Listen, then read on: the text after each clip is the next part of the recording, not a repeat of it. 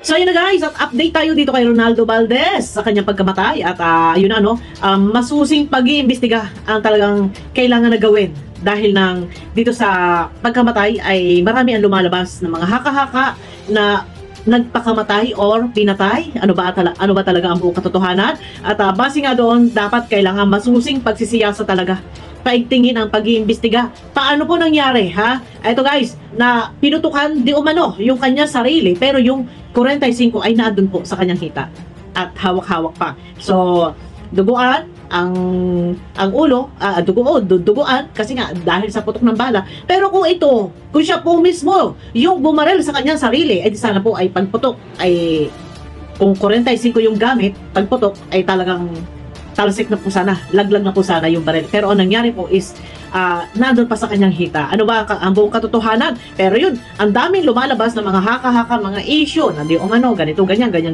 Pero ito na guys, mas paiigtingin dahil mayroong 3 sibilyan na nagpunta doon, rumusponde doon sa pangyayari at todo video, no? Todo video sila. So okay lang siguro na mag-video for ebidensya or for documentation. Ang nangyari po is ini-upload sa social media na walang consent ng pamilya at napaka-brutal, napakasakit sa damdamin, medyo hindi maganda, napakasakit sa mata na panoorin. Pero ang mga nagpakalat ng video ay mananagot kayo sa batas. At yun na, merong mga sinibak na ibang mga kapulisan na ika nga ay naandun sa crime scene na sila mismo yung nag-imbestiga at sinasabing nagpakalat din. May kinalaman dyan sa video na yan. Pero ito na nga, at kay Erwin Tulfo guys, ay meron tayong gagamitin na video clip na higit pang paiigtingin. At ayun na, guys, samahan nyo muna ako, panoorin nyo yung video clip. Samahan nyo muna ako. Napakabilis ng aksyon ninyo. Isang araw matapos sabihin ni Mayor Joy, dismayado siya at sibakin at kaagad naman yung sinibak sa pwesto itong mga pulis na kumuha ng video ng crime scene sa ikang pagkamatay, pagkasawi ni aktor na Ronaldo Valdez, sir. So, ano ang mangyari susunod dito? Ito ba ba'y makakasuhan din itong mga tauhan ninyo? Yes, tama po kayo, Erwin. Ngayon ay inaayos na namin yung kaso para ma-file na natin yung mga kaukulang administrative case and criminal charges. At tuloy-tuloy po yung ating pag-iimbestiga. At sa pag-iimbestiga po natin ay naka-identify pa tayo ng 3 naman na civilian na sila yung nag-upload naman sa Facebook ng video. Ano po ba talaga protocol po niya panuntunan, General, sa ating mga polis, no? At saka baka pwede na rin mag-warning back to basics sa investigation, pagkuha ng crime scene, General Maranan. Baka pwede ninyong bigyan ng crash course muli ang inyong mga nakikinig ng mga pulis, General. Yes, tama po. Yan po ang ating gagawin ngayon dahil nga sa pangyayaring ito ay nire-remind natin yung ating mga kapulisan na yung first responder ay hindi po siya dapat kumukuha ng video at saka picture. Ang karapatan lamang kumuha ng video at picture ay yung investigador mismo. Sapagkat yung first responder, ang role lang niya talaga is to secure the crime scene. At kung mayroong pang sugatan doon, ay itakbo sa ospital. Right. Does this mean, sir, ang pwede rin kumuha ay soko? They should kasama na yung when you say na first responder ay ang mga investigador ay kasama yung soko. Soko has the right also to take pictures?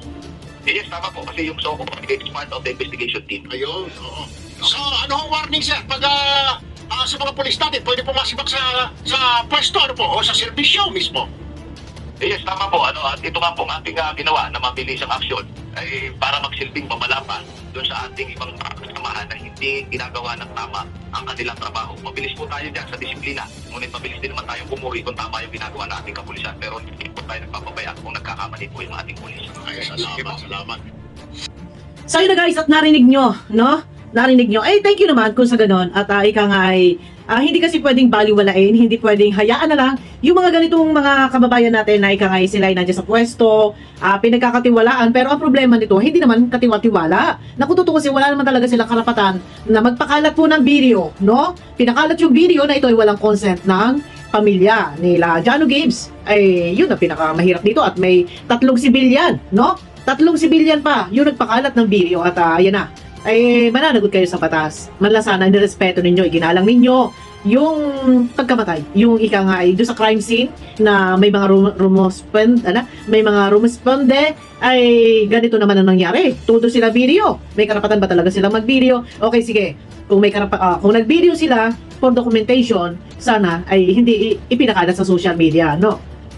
yung pangyayari na nandun, buhay pa, humihinga pa, ang nakakapagtaka guys, dapat sana ospital. Kasi humihinga pa, mahagok pa nga daw hospital. Mga doktor, mabigyan ng first aid, yun sana yung kauna-unahan na pumunta doon. Or kung nandun man itong mga kapulisan at yung ibang mga sibilyan na pumunta doon, sana itinakbo sa ospital.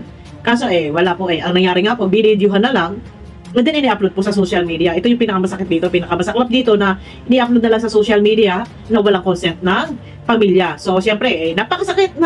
May nakita ko na video clip lang. Pero hindi naman yung kabuuan video. Kaya lang talaga, buhay pa po. At saka, yun nga, nakakapagtaka, yung baril ay nandun sa hita.